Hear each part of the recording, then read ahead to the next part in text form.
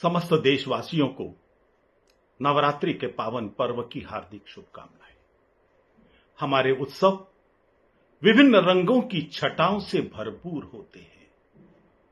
डांडिया नृत्य मां दुर्गा की आराधना का ही एक प्रकार है। इसका आयोजन एक धार्मिक आयोजन होता है जिसमें वही भाग लेता है जिसकी मां दुर्गा के प्रति आस्था है, जो अपने आप को मां दुर्गा का पुत्र या पुत्री मानता है। दुर्भाग्य से कुछ जिहादी अपने कुत्सित इरादों को लेकर इन पंडालों में घुसने का कुछ समय से प्रयास कर रहे हैं।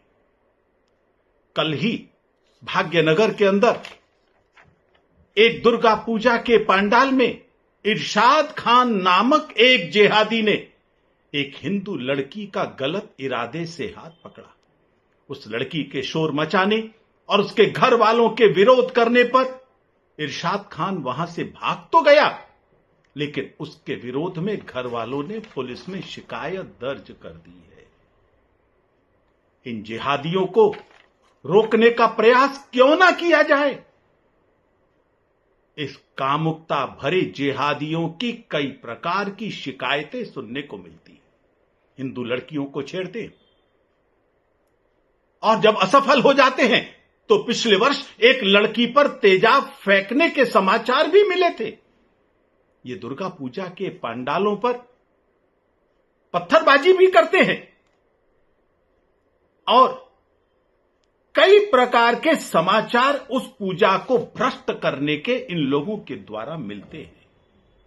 इनकी पाशविक काम वासना, जिसको दुनिया लव जिहाद कहती है, उससे पूरी दुनिया त्रस्त है। ऐसे में अगर विश्व हिंदू परिषद, बजरंग दल और अन्य हिंदू संगठनों के कार्यकर्ता इन लोगों को पंडालों में घुसने से रोकते हैं तो क्या गलत करते हैं? क्या वे अपनी आस्था और अपनी बहन बेटी के शील की रक्षा भी नहीं कर सकते? क्या दुर्घटना की प्रतीक्षा करनी पड़ेगी? ध्यान करें, सावधानी में ही बचाव है। ये कार्यकर्ता धर्म रक्षक हैं, इनको सम्मान मिलना चाहिए, लेकिन दुर्भाग्य से कुछ सेकुलरिस्टों ने इनके लिए अपमानजनक शब्दों का प्रयोग करना शुरू कर दिया है।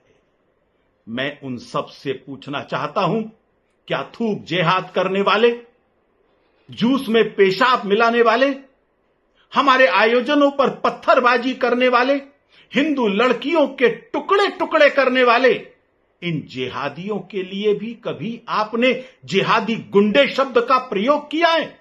जबकि आप जानते हैं कि ये फिलिस्तीन का झंडा हाथ में लेकर कभी भी पाकिस्तान जिंदाबाद के नारे भी लगा सकते हैं। अब समझ में आता है इनको कवर फायर कहां से मिलता है। और इसीलिए इन लोगों की शह पर, ओवैसी जैसे कट्टरपंथियों की शह पर अगर ये कुंभ के पवित्र आयोजन में भी बाधा डाले तो कोई आश्चर्य नहीं होगा। इसलिए पूज्य संतों ने जो निवेदन किया है कि संपूर्ण कुंभ क्षेत्र को जिहादियों से मुक्त रखा जाए, इसमें कुछ गलत नहीं है।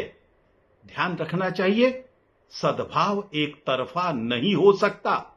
क्या हिंदुओं को अपनी आस्था की रक्षा करने के संवैधानिक अधिकार को उपयोग करना भी गलत हो गया है?